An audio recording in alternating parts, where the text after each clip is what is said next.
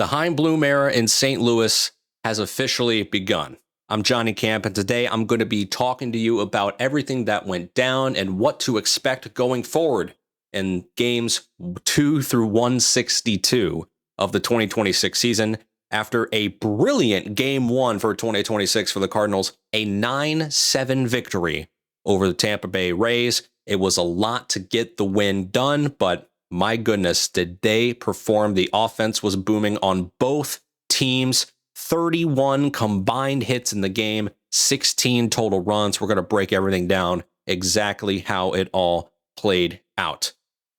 This is a unbelievable start for the Cardinals. Now, I understand it's game 1 out of game 162, but if this is what some of the future holds for St. Louis fans, I think there's a lot to be excited about this team and about the direction that Chaim Bloom is taking this team into years to come. If we can get performances of that from an Alec Burleson, which we know we can, we saw it today. He was a Silver Slugger last year. If we can get performances like that out of J.J. Weatherholt for a whole major league season, we know he's going to have his slumps. Pitchers are going to adjust to him. We will see how that turns out. Jordan Walker, even though he went 1 for 4 today with that ground rule double, he had great swings at the plate, didn't strike out a single time, was not chasing, was well disciplined. He looked good behind the plate. Nathan Church was spectacular out in left field. He also came in with 3 hits today, including 2 RBIs. There was a lot to talk about. Let's get right into it. The scoring started off in the 3rd, and it was quite a blast in downtown St. Louis. 45,000 plus on their feet, a sold-out crowd in downtown St. Louis when J.J. Weatherholt came up to the plate in the bottom of the 3rd and delivered his first big league hit. And he delivered it pretty well, a 425-foot shot to straightaway center, making it a 1-0 ball game in favor of the Cardinals. Then we head to the 5th. Matthew Liberatore still on the mound at this point. He's having a great time. And we've had a little bit of close calls at this particular moment in time. You had Rays' #1 prospect, Carson Williams, come to the plate. And he hits a line drive down the right field line, and that ball just sneaks into the stands, and at first it's called a home run, tying the game at 1. But upon further review, after Williams had already rounded the bases, it was declared the ball was a foul ball, which it was. It went in front of the foul pole, and Carson Williams then after that became the 2nd strikeout for Matthew Liberatore today. Then, a couple batters later, Jonathan Aranda came up to the plate, and he delivered a swing over the right center field wall. That would be the homer to tie the game. We head to the 6th after our scoreless bottom half of the 5th for the Cardinals. The game is knotted up at 1. Matthew Liberatore was done after that, and he had a great outing. Same with Drew Rasmussen, the opening day starter for the Tampa Bay Rays. The lines for both pitchers: Rasmussen went 5 innings, gave up 4 hits, 1 run, struck out 2 through 73 pitches, 49 of them strikes. Matthew Liberatore threw 5 innings as well, gave up 7 hits, 1 earned run, walked 2, struck out 2 through 78 pitches, 49 of them as well were strikes. Both pitchers start their campaign with a 1.8 ERA in very good outings.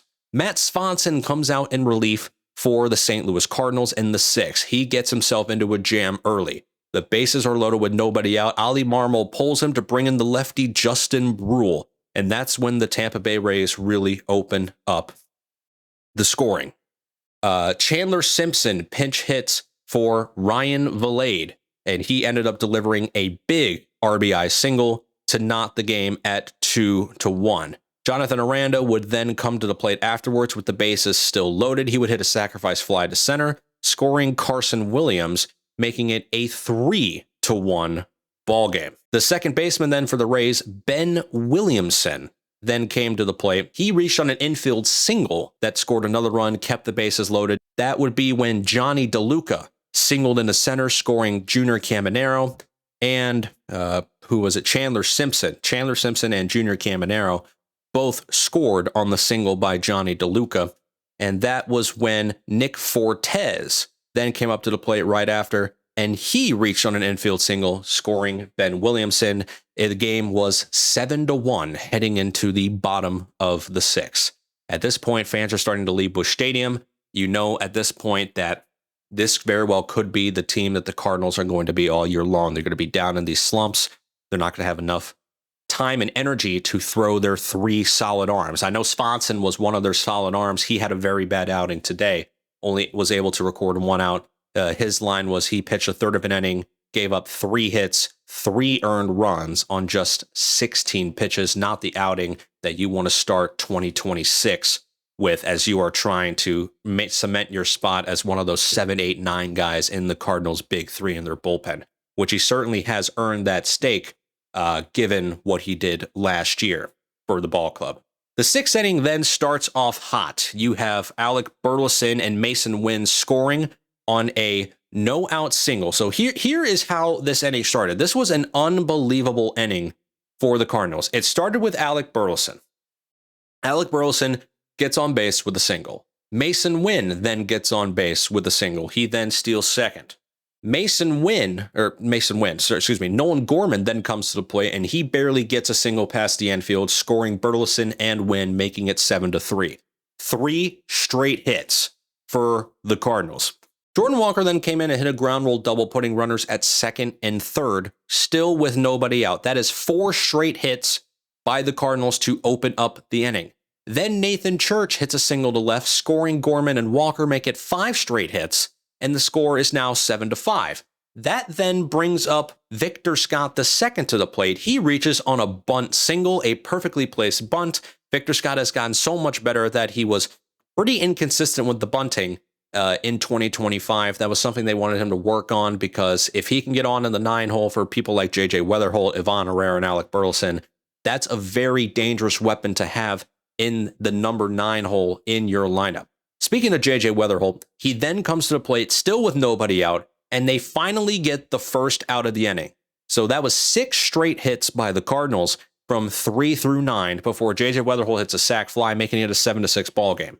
Then Ivan Herrera hits a sac fly, tying the game at 7. So with 2 out, Alec Burleson comes to the plate as the Cardinals have now fully batted around, and he hits a mammoth of a 2-run shot to right field, 432 feet, no doubter off the bat, scoring Victor Scott and himself, making it 9-7 Cardinals.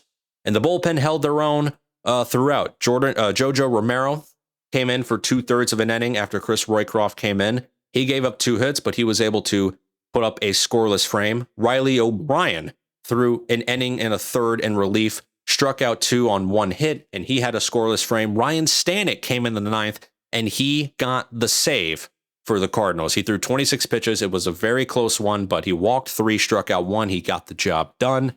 Ryan Stanek gets the save. Riley O'Brien gets the win. And for the Rays, it was Garrett Clevenger earning the loss. Cardinals win 9-7 totals. For the Rays, 7 runs on 17 hits and 2 errors. For the Cardinals, 9 runs on 14 hits and no errors committed. The Rays left 16 men on base, went 5 for 15 with runners in scoring position. The Cardinals left 7 on base and went 4 for 13 with runners in scoring position. Everything you want out of an opening day, you got. You got the electricness of J.J. Weatherholt. You got exactly what he is being panned out to be as the next star in this league. It's everything that you want. He hit his first home run today. He hit 3 balls deep into the outfield, and that's all you want from the guy. He had a sac fly. He had 2 RBIs on the night. It was just incredible. The only person who was hitless on the Cardinals, at least from the starting lineup, was Ivan Herrera. He went 0 for 4, but he also drove in a run with a sac fly, so he kind of made up for it.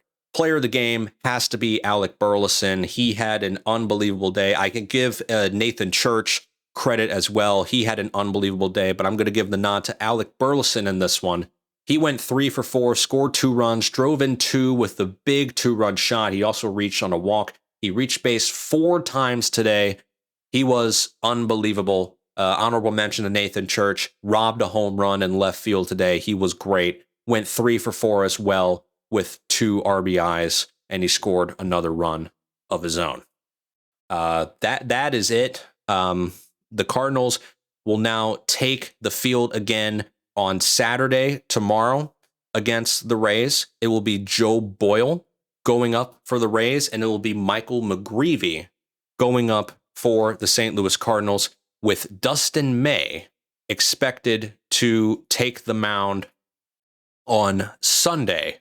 That is it for the inaugural episode here. I hope you all enjoyed. I will be covering the Redbirds throughout the year, recapping every single game throughout the year. I'm going to be making these episodes on Monday, Wednesday, and Friday throughout the entire baseball season, and they will ramp up, especially as we get closer to the trade deadline, as we get closer to the All-Star break, World Series postseason, and I will cover obviously all major news throughout Major League Baseball, not just stuff happening with the St. Louis Cardinals, but this is the primary focus. We are going to be covering the St. Louis Cardinals on this channel for the entirety of the 2026 season moving forward, as we now get started into the official era of Chaim Bloom and the rebuild with Yadier Molina is a assistant to the president of baseball operations. So I'll see you guys in the next episode. Take care.